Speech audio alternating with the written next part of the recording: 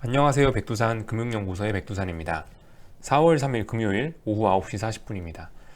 저녁 먹다가 생각난 주제입니다. 지금까지 가만 생각을 해보니까 제가 이번 코로나 사태가 끝나고 나면 금융시장이 어떻게 될 것이다 라는 미래에 관련된 얘기, 또 그리고 매일매일 시황하면서 지금 매일매일 어떻게 진행되고 있다 이런 얘기는 했지만, 이번 위기를 좀 총체적으로 경제적인 측면에서 정리해 놓은 건 없는 것 같아서 이걸 한번 좀 이제 한 편을 이렇게 만들어서 보려고 합니다. 현재 이 시장이 어떻게 흘러가고 있는지 지금 진행 상황을 살펴보자는 취지의 영상입니다. 원인부터 해서 뭐 진행이 어떻게 되고 미래가 어떻게 될지 이렇게 좀 얘기를 해보도록 하겠습니다. 우선은 여러분들이 주목하셔야 될 부분은 제가 일단 이제 침체라는 표현을 쓰기 시작했다는 것입니다. 사실 좀 늦었을지도 몰라요. 어쩌면 침체라는 표현을 쓴 게 일찌감치 썼어야 되는데 제가 눈치가 늦어가지고 이 표현을 너무 늦게 쓴 게 아닌가 모르겠습니다만, 어쨌든 침체라는 표현을 쓰기 시작했습니다. 이제 침체, 불황 뭐 같은 얘기입니다. 연속으로 2분기 이상 GDP가 마이너스 성장했을 때 침체라는 표현을 써요. 보통 일반적인 기준입니다. 근데 미국 같은 경우 골드만삭스 예상치인데 1분기에 마이너스 9%, 2분기에 마이너스 34%가 지금 예상된다고 합니다. 그러니까 이 딱 봐도 이 침체죠. 사실 뭐 이렇게 숫자를 안 보여드리더라도 여러분들 딱 아실 수 있죠. 주식쟁이들의 필링이 있지 않습니까? 딱 알죠. 이 정도면 마이너스 성장하겠네. 예. 한 2분기 연속으로 마이너스 성장 가능성 있겠네 싶죠. 침체라는 표현을 이제 그래서 제가 쓰기 시작했습니다. 참고로 한국은 뭐 생각보다 이게 지표가 양호해요. 그래서 올해 연간 기준으로 보면 잘하면은 뭐 마이너스 성장을 면할 수도 있다라는 얘기가 나오고 있기는 한데, 어쨌든 우리나라 경제 같은 거는 사실상 미국의 51번째 주, 52번째 주 정도로 보시면 되기 때문에, 어쨌든 뭐 한국은 경제 성장률 좋아서 침체 아닌데 이렇게 얘기하는 거는 뭐 여기서는 그렇게 뭐 그런 얘기는 그냥 일단 없는 걸로 하고 넘어가도록 하겠습니다. 미국 기준으로 해서 미국이 2분기 이상 GDP 마이너스 성장되면 침체인 거예요. 한국하고 상관없이. 자, 넘어가겠습니다. 그래서 왜 이 5% GDP가 막 마이너스 9%, 마이너스 24%막 이렇게 빠지느냐? 뭐 여러분들 다 아시죠? 사람들이 집 밖에 못 나오니까 사람들이 돈을 쓸 수가 없으니까 수요가 줄어들어서 GDP가 박살이 난 겁니다. 수요가 줄어들다 보니 사람들이 자동차 못 타, 비행기 못 타, 집안에 갇혀 있고 공장 못 돌리고 이러니까 당연히 유가에 대한 유가 수요가 감소한 거고, 그로 인해서 유가가 폭락했습니다. 그죠? 그래서 맨 처음에 코로나 때문에 이 수요 급감 이슈가 터지고 나서 그거에서 파생이 돼서 두 번째로 유가가 폭락했고, 이 유가 폭락이 또 다른 문제점을 막 파생해서 만들어내고 있는 요게 지금 요 모습이 전반적인 이 침체의 모습입니다. 원인이 그러니까 어쨌든 코로나가 제일 메인이고, 그로 인해서 파생된 유가 폭락, 요것도 또 하나의 중요한 지금 침체의 원인이라는 거죠. 유가 폭락하면은 무슨 일이 일어나냐? 에너지 업계이죠. 뭐 화학이나 정유 이런 데에 얘네들이 회사들이 망할 수도 있고, 그로 인한 실업 문제 생길 수 있고, 또한 이제 주로 원유 수출에 많이 의존을 하는, 재정 수입의 대부분을 그렇게 의존하는 국가들이 있지 않습니까? 예를 들면 뭐 베네수엘라, 뭐 이란, 이라크 그런 나라들 같은 경우는 이런 나라들 자체가 이번에 아예 부도날 가능성도 있다는 거죠. 이런 문제들이 파생이 될 수가 있다라는 겁니다. 그래서 유가 폭락은 상당히 중요한 문제라는 거죠. 좀 다음으로 넘어가기 전에, 이번에 위기하고 옛날에 2008년이나 뭐 IMF 때나 이런 때하고 다른 점이 있다면은 이런 점을 먼저 보고 가야 될 것 같습니다. 옛날에는 지금까지 모든 위기가 다 그랬어요. 모든 위기가 과도하게 빚을 내서 어떤 거에 투자를 했고, 그 투자한 게 버블이 생겨갖고 그게 결국 견딜 수 없어 터져서 기업이 망하고 은행이 망하면서 위기가 터졌습니다. 사람으로 비교를 하자면 옛날에는 기업과 금융권이 이 사람으로 치면 심장 아니겠습니까? 그죠? 과거에는 갑자기 이제 심장이 비대해지다가 터져가지고 심장마비가 와서 사람이 깨꼬닥 맞이 갔다면은, 지금 같은 경우는 사실 좀 옛날과는 굉장히 좀 멉니다. 옛날과는 좀 많이 다릅니다. 지금 사실 버블이 물론 없진 않았어요. 버블이라는 게 없지는 않았는데, 사실 지금 가만히 생각해 보시면 딱히 버블이었을 만한 데가 글쎄요, 미국 주식시장 과열, FANG 기업들의 좀 과열, 요 정도 말씀드릴 수 있지 않을까요? 이거 말고 솔직히 무슨 과열이, 무슨 버블이 있었어요? 딱히 기억나는 거 없으시죠? 뭐 미국 회사채? 솔직히 근데 과열이란 표현 정도가 적당한 것 같지 버블이라고 해서 그게 막 옛날처럼 폭발할 때까지 가고 그런 거는 아닌 것 같다는 거죠.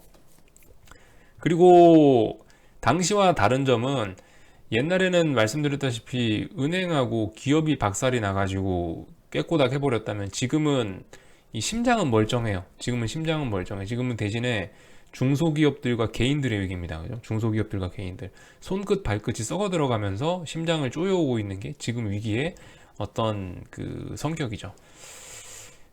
물론 이렇게 심장이 멀쩡한 이유는 이제 한번 당해보니까 2008년에 미국이 한번 당해보니까 야 이거 심장이 맛이 가니까 이거 안 되겠더라. 심장만은 일단 지켜놓자 해서 지금 심장에다가 실드를 엄청나게 쳐놨습니다. 누가? 연방준비제도하고 미국 정부가 어마어마하게 대기업과 금융권을 보호하는 조치들을 많이 해놨다. 뭐 양적 완화라든가 뭐 MBS 매입이라든가 하여튼 뭐 각종 채권 매입 이런 것들이 다 여기에 포함이 되어 있습니다. 어쨌든 근데 문제는 그런 조치를 했음에도 불구하고 앞으로 일단 어떤 문제들이 생길 수 있냐 요거를 좀 살펴봐야 될 것 같습니다. 그래서 앞으로 생길 수 있는 아직 생기지 않은 앞으로 생길 수 있는 문제들은 일단 요거로부터 시작을 하면 될 것 같아요. 그러니까 지금 손가락 끝, 발가락 끝이 썩어서 일로 들어온다고 했죠, 심장으로. 손끝, 발끝이 썩어 들어가다 보니까 신용평가 회사에서 이제 이런 거를 생각을 하기 시작합니다. 손끝, 발끝이 썩어가니까 조만간 심장도 건강이 안 좋아지겠네? 그러면 저놈 지금 멀쩡하지만 저 회사의 신용등급을 강등시켜야겠어 라는 생각을 하게 됩니다. 그렇게 해서 신용등급을 막 떨어뜨려요. 신용등급 떨어뜨리면 어떻게 된다? 방금 말씀드렸죠. 정부와 페드는 대기업을 도와준다고 말씀드렸지 그 신용등급이 낮은 회사는 도와주지 않게 된단 말입니다. 그래서 멀쩡한 회사들이 신용등급이 강등돼 갖고 투기등급으로 떨어지고 투기등급은 아시다시피 연방준비제도하고 정부에서 도와줄 근거가 없기 때문에 지금까지는 얘네가 연쇄부도 날 가능성이 있다는 거. 특히 아까 전에 말씀드렸다시피 유가가 급락했죠. 유가 급락했기 때문에 그 에너지 섹터, 뭐 특히 그 셰일가스, 셰일오일 채굴 업체들, 탐사 업체들, 뭐 이런 애들, 그런 애들이 다 같이 망해버릴 가능성이 있다는 거. 요게 지금 아직까지 생길 수 있는, 요게 지금 생길 수 있는 사실 가장 큰 문제예요. 현재로서는 어쨌든 이게 28% 정도 된다고 합니다. 참고로 저신용 회사채라고 하면 BB 등급 이하에 있는 채권들인데, 이게 28%예요. 지금은 전체 미국 회사채 시장이 28%인데, 근데 지금 위에 써놨다시피 비교적 멀쩡한 회사들이 신용등급이 떨어지면서 정크본드로 강등이 된다면은 28%가 아니고 이게 더 늘어날 가능성도 있겠죠. 어쨌든 그런 것들이 지금의 문제다. 그래서 어쨌든 이 부분이 굉장히 중요합니다. 특히 지금 안 그래도 그래서 어제였나? 어제 화이트 페트롤리움이 파산했습니다. 어제 뭐 파산했든가 법정 관리 들어갔던가 그래요. 무슨 회사인지 모르겠지만 일단은 어제 미국 셰일가스, 셰일오일 쪽에서 대표적인 업체 하나가 맛이 갔어요. 근데 문제는 여기서 끝이 아니고 이게 시작일 가능성도 있다는 거죠. 아시다시피 이게 그 금융시장 모든 회사는 다 연결되어 있기 때문에 요즘 세상은 다 연결되어 있기 때문에 한 놈이 톡 쓰러지면 도미노처럼 짜자자자작 쓰러질 가능성이 있습니다. 연쇄부도 가능성. 이런 거를 조금 좀 주의하셔야 돼요. 옛날 같으면은 우리 IMF 때 생각하시면은 왜 동아시아에 뭐 네 마리 용 해가지고 뭐 한국 쓰러지니까 뭐 대만 쓰러지고 뭐 하여튼 정확하게 그렇진 않지만 이런 식으로 이 위기가 전이가 된단 말입니다. 이번에도 연쇄부도 이런 거를 좀 주의해야 된다. 하지만 이게 연쇄부도가 나서 이게 대기업과 금융권 그러니까 지금 손끝 발끝이 썩어서 이게 심장으로 갈 가능성은 현재로서 낮아 보입니다. 왜냐하면 연준하고 정부에서 심장에다 실드를 쳐놨기 때문에 이번 이런 그 저신용 회사채 연쇄부도가 대기업이나 금융권까지 파생이 돼가지고 이것 때문에 진짜 막 큰 대기업이 망하고 이럴 가능성은 솔직히 좀 낮아 보이긴 합니다. 어쨌든 그리고 뭐 그 다음번엔 사실 좀 덜 중요한 거죠. 전염병이 계속되면은 개인들이 집 밖에 못 나가서 지금 어제도 어제도 저 주간 실업수당 청구 건수 나왔죠. 어제 660만 건이라나 나왔지 않습니까? 미국이. 그래서 2주째 지금 1,000만 명이 실업자가 돼버렸는데, 이런 거 지속하면 잠재적으로 성장률이 당연히 꺼지는 요인이 될 겁니다. 뭐 말 안 해도 이 정도는 알 수 있으실 거고. 그리고 어쨌든 방금 말씀드렸다시피 이런 뭐 베네수엘라니, 뭐 이란이니, 이라크니 이런 나라들 신흥국들이 박살나면서 또 금융시장에 약간 혼란이 생길 수 있다라는 점. 또 하나는 유로존 문제도 있을 수가 있겠습니다. 지금 이제 경기부양책을 쓴다고 미국이 아닌, 미국을 제외한 나머지 국가들도 지금 다 같이 부양책을 쓰잖아요. 근데 문제가 뭐예요? 그런 나라들이 돈을 찍어내거나 부양책을 쓸 경우에는, 문제는 이제 그런 나라들은 부도 위험이 있다는 거죠. 왜냐? 기축통화국이 아니기 때문에 부도의 위험이 있다. 예를 들어 한국이 지금은 GDP에 대비 40%의 국가 부채를 갖고 있는데, 한국이 예를 들어서 부채 비율이 150%, 200%다. 그러면 외국인들이 걱정할까요? 걱정하죠. 저거 한국이 언제 정부가 망할지 몰라라고 걱정을 하게 됩니다. 근데 그런 일이 지금 현재 유럽에서 일어나고 있다. 그렇게 심각하게 일어나는 거 아니고, 이제 좀 그런 삘이 좀 슬슬 나고 있습니다. 특히 이탈리아 쪽에서 그런 징조가 조금씩 나타나고 있긴 해요. 이거 같은 경우는 뭐 답이 없습니다. 이거는 라가르드 총재가, ECB 총재가 열심히 돈 찍어내고 금리를 낮게 유지해서 계속 돈 찍어내서 이탈리아나 이런 나라들에 빌려주는 방법밖에 없다라는 거. 자, 아무튼 뭐 넘어가 보도록 하겠습니다. 제일 중요한 건 어쨌든 미국이에요. 미국에서 이 1, 2번 요게 제일 중요합니다. 이걸 해결하려면은 간단해요. 방법은 하나밖에 없습니다. 연방준비제도가 도와주면 돼요. 지금 말씀드렸다시피 연방준비제도가 심장에만 실드를 쳐놨다고 했는데, 손이 썩고 있는 것도 이것도 해결해줘야 됩니다. 손 썩고 있으니까 손에도 빨리 연고를 발라줘야 돼요. 그럼 해결되겠죠? 그죠? 그럼 해결될 겁니다. 근데 그래서 문제는 이제 얘네가 매입을 해주면 되는데, MSBLP라는 요 프로그램을 고려하고 있다고 합니다. 요거를 시행해서 이 부실 채권을 매입해 주자라는 얘기가 나오고 있다고는 하는데, 근데 문제는 이거 같은 경우는 사실 이제 연준이 사실 사용할 수 있는 마지막 히든 카드 정도라고 생각하시면 되는데, 근데 이 카드는 이 강력한 대신에 사용할 때 부작용이 있는 거죠. 어떤 부작용이 있냐? 일단은 말씀드렸다시피 정크본드를 사는 거란 말입니다. 그렇기 때문에 연방준비제도가 사주면은 중앙은행의 자산 부실화가 있을 수가 있겠죠. 그리고 또 이런 문제도 있을 겁니다. 당연히 도덕적이고 정치적인 문제가 있을 거예요. 야, 가만히 망하게 둬야 되는 회사를 니네가 거기다 돈을 빌려줘갖고 공적 자금을 투입해서 살려주는 거 아니냐, 이런 말 나올 수 있죠. 도덕적인 해이 문제나 정치적인 문제가 따라올 수 있습니다. 심장을 보호하는 거는 도덕적이나 정치적으로 문제가 없어요. 그렇기 때문에 뭐 손쉽게 해줬는데, 문제는 이 MSBLP 저신용 회사채 매입 같은 경우는 조금 이거는 고민이 되는 거죠. 그래서 파월 의장은 사실 지금 알고 있어요. 이거 해야 경제가 살아나고 하는 걸 알고 있긴 한데, 문제는 도덕적이나 정치적인 이런 문제 때문에 아마도 이거를 바로 실행하진 않을 겁니다. 지금은 뭐 써놨다시피 명분이 없어요. 명분이 좀 부족합니다. 왜냐? 지금까지 딱히 눈에 띄게 파산한 거는 그 어제 파산한 화이트 페트롤리움 하나밖에 없거든요. 좀 굵직한 게 몇 개가 더 망하기를 제가 봤을 때 기다리는 것 같아요. 그렇게 몇 개 더 망해서 이제 발등에 불이 떨어지고 손이 썩는 게 아니고 한 팔꿈치 정도까지 썩어 내려오면은, 그러면 명분이 생기겠죠. 그러면 이제 MSBLP 하자고 시장에서 난리를 칠 겁니다. 지금 제가 봤을 땐 그 고름이 터지기 전까지 기다리고 있는 것이 아닌가라는 생각이 듭니다. 근데 어쨌든 가장 중요한 거는 이게 제일 좋죠, 그죠? 아시다시피 어쨌든 궁극적으로 이 문제는 전염병이기 때문에 백신이 나와야 됩니다. 치료제하고 백신은 다른 거 아시겠죠? 치료제는 걸렸을 때 낫게 해주는 게 치료제고, 백신은 예방, 그거 맞으면 앞으로 이 병에 안 걸려, 그게 백신이죠. 근데 이 조건이 있죠. 어쨌든 값싸고 부작용 없고 효과가 세야 됩니다. 근데 문제는 이게 언제 이게 나올지는 알 수가 없는 거죠. 지금 뭐 치료제, 솔직히 치료는 할 수 있잖아요, 그죠? 치료할 수 있는데, 근데 어쨌든 지금 치료제 개발 정도로는 제가 봤을 때 해결하기 힘든 게, 그 워낙 확진자 수가 많이 늘어나니까 치료제가 나오더라도 병원 시설이 모자란 게 지금 하나의 이슈가 되고 있기 때문에, 어쨌든 이제 모든 사람이 안 걸리게 면역을 갖는 것이 중요합니다. 그래서 백신이 사실상 가장 중요하다. 근데 이거 만들기가 쉽지가 않은 모양입니다. 아무튼 이런 상황이고요. 지금까지 상황은 이렇고, 그래서 주식시장은 어떨 거냐? 주식시장은 어떨 거냐에 관련된 이야기를 좀 해보겠습니다.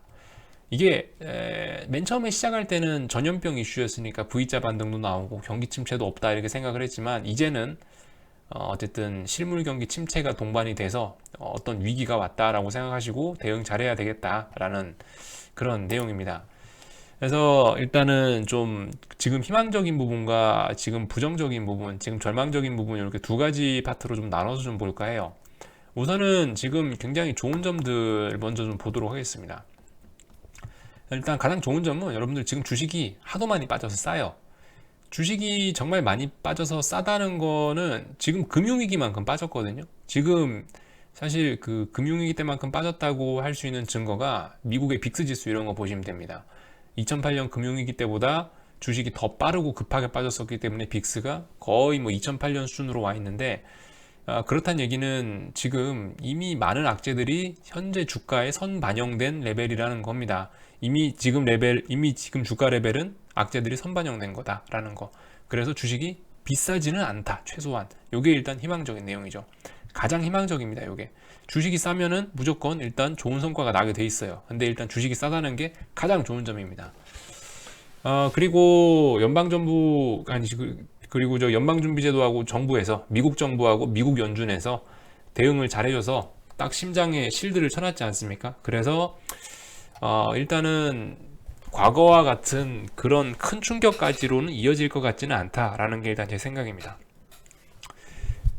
그리고 제가 아까 말씀드렸다시피 옛날 위기와는 다르게 지금은 아직 심장은 멀쩡하거든요. 그렇기 때문에 만약에 이번 사태가 빨리 회복된다고 하면 4번, 그렇다면은 반등도 상당히 빠를 것으로 예상이 됩니다. 실제로 골드만삭스 전망이 3분기에는 19% GDP 성장이 예상이 된다고 하더라고요. 그러니까 이런 점들을 좀 생각하시면 되겠죠. 그리고 지금 이 가장 좋은 건 사실 5번입니다. 5번. 중장기적으로 봤을 때 이번 코로나 사태가 어떠한 좀 굉장히 주식이 대세 상승하기 좋은 조건들을 다 만들어 놔 버렸어요. 저금리, 금리 올릴 수 없죠. 지금 상황 금리 올릴 수 없어요. 금리 올리면 유럽이고 미국이고 다 박살나요. 약달러, 미국이 양적 완화하고 GDP의 뭐 10%가 넘는 재정 적자를 냈기 때문에 약달러가 나올 가능성이 상당히 높습니다. 그리고 저유가, 20년 전으로 내려온 유가, 그죠? 이거 세 가지, 이 세 가지 조건 87년도에 나왔기 때문에 87년도에 코스피가 따블 났었는데, 이번에도 그 조건이 다 갖춰졌습니다. 다만 아직 위기가 진행 중이기 때문에 이게 힘을 못 쓰고 있는 것 뿐이죠. 아직 이게 액티베이트가 안 됐을 뿐입니다. 이런 것들은 이미 밑에 베이스에 깔려 있다라는 거. 어쨌든 이런 점들이 굉장히 희망적입니다.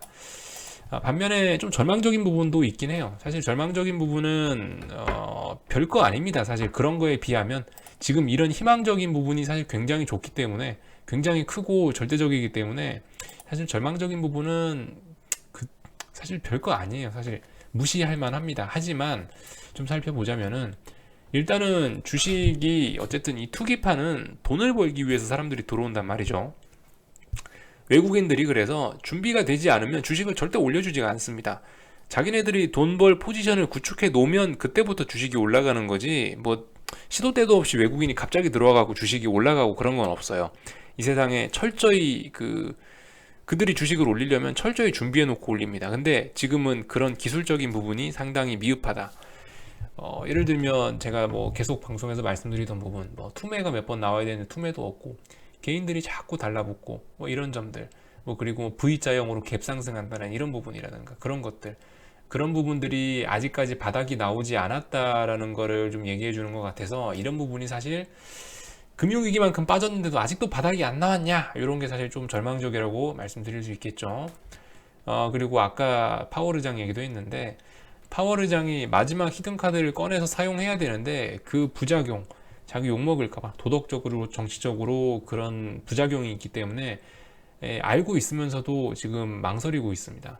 그래서 이분이 지금 파월 의장이 어떤 대책을 딱 내놓으면 이 주식시장에 이런 게 많이 회복이 될 텐데 망설이고 있다는 게 절망적이죠. 어쩌면 파월 의장은 지금 일부러 회사들이 망하게 내버려 두고 있는 걸 수도 있어요. 이 기회에 저 불량 회사채 시장에 이 기회에 저 불량 채권들을 좀 디폴트 시키고 좀 덜어내자, 이 기회에 미국 경제를 좀 건전하게 만들고 넘어가자라고 생각하실 수도 있습니다. 그분 머릿속에는. 그래서 이걸 지금 구조조정 찬스로 사용하는 게 아니냐, 코로나를, 그렇게 생각도 하고 있습니다. 그래서 파월이 카드를 내밀어야 되는데 카드를 안 내고 있다는 거. 그리고 이거 또 하나는, 미국은 기축통화국이기 때문에 돈 찍어내고 뭐 난리부르스를 쳐서 경기를 띄워내도 신용도에 별로 문제가 없어요. 기축통화국이기 때문에. 근데 문제는 한국이라든가 미국을 제외한 나머지 전 세계 다른 국가들은 돈 찍어내거나 부양책을 하게 되면 일단 통화가치 악세의 문제가 있을 수 있고, 그 나라의 신용도나 이런 거에 문제가 생길 수 있기 때문에, 솔직히 지금 뭐 부양책들이 많이 나오긴 했지만 정부의 부양책들은 사실 미국을 제외하면 어느 정도 전 세계 각국이 내놓을 수 있는 건 거의 다 나오지 않았나라는 생각이 들고 있습니다. 이런 게 좀 하나 절망적이라는 거고, 그리고 제일 문제는 이거죠. 언제 백신이 나올지 알 수가 없다는 거. 요게 사실 가장 또 절망적이라고 할지도 모르겠습니다. 결론을 내자면은, 그래서 어쨌든 지금은 이게 단순히 전염병 사태가 아니다. 전염병 사태는 이제 잊어버리고 이거는 이제 경기 침체다 라고 생각하시고 침체에 대비하셔야 되는데, 역사적으로 봤을 때 어떤 침체로 주식시장에 빠지면은 회복하는데 6개월 정도 걸렸었습니다. 저점 나오고서 6개월 걸렸어요. 사실 지금 하락은 아무리 봐도 한 8분홍선, 9분홍선까지는 왔어요. 한 방이 더 남았다고 생각되는데, 괴로운 시간은 사실 조금 더 남은 거고요. 괴로운 시간 얼마 안 남았습니다. 어쨌든 좀 더 남았고, 그래서 지금 아까 말씀드렸죠. 지금의 좋은 점, 주식이 엄청나게 싸다는 것이 일단 지금의 희망적인 점입니다. 그래서 지금은 사실 가지고 있는 걸 여러분들 손절한다고 뭐가 달라지지 않아요. 그래서 손절은 하지 말자라는 거. 손절이 의미가 있으려면 저 위에서 갖다 버렸어야지, 지금 와서 손절은 뭐 꼴랑 한 방 더 빠진다고 해서 그거 보고 손절하는 거는 솔직히 조금 큰 메리트가 없다는 생각이 듭니다. 어쨌든 판단은 여러분들이 하시는 거지만, 그래서 손절은 하지 마시고 이제 매수를 생각하시는데, 어쨌든 이 지난 침체에서 회복되는데 6개월 정도 걸렸었는데, 뭐 솔직히 제가 6개월이라 써놓긴 했지만 어쨌든 이슈가 전염병 이슈이기 때문에 6개월 정도 매수는 좀 그럴지도 몰라요. 한 3개월 정도에 나눠서 좀, 앞으로 3개월 정도는 최소 고생할 수 있다라고 생각하고 3개월 동안 매수해 보자라는 생각을 가지고 좀 이렇게 큰 전략을 세워보시는 게 어떨까라는 생각이 듭니다. 어쨌든 좀, 그래서 제가 준비한 슬라이드는 여기까지고, 좀 쉽게 좀 정리를 해봤습니다. 그래서 여러분들 알면은 무서울 게 없어요. 모르면은 무서운데 알면 무서울 게 없어. 그래서 여러분들 막 손절하시고 떨리시는 분들, 이렇게 뭐가 문제인지 지금 이제 알잖아요. 알려드렸으니까. 아니까 겁낼 필요 없습니다. 그래서 앞으로 뭐 파월 의장의 입에서 뭐가 나오는지 잘 봐야 되는 거, 뭐 그런 거 아셨고, 뭐가 해결돼야 주식이 반등한다라는 것도 아셨고, 그렇기 때문에 이제는 뭐 좀 안정이 되지 않으실까라는 생각이 좀 듭니다. 아무튼 여기 정도까지 하고요. 궁금한 건 리플로 남겨주시고 여기서 마치도록 하겠습니다.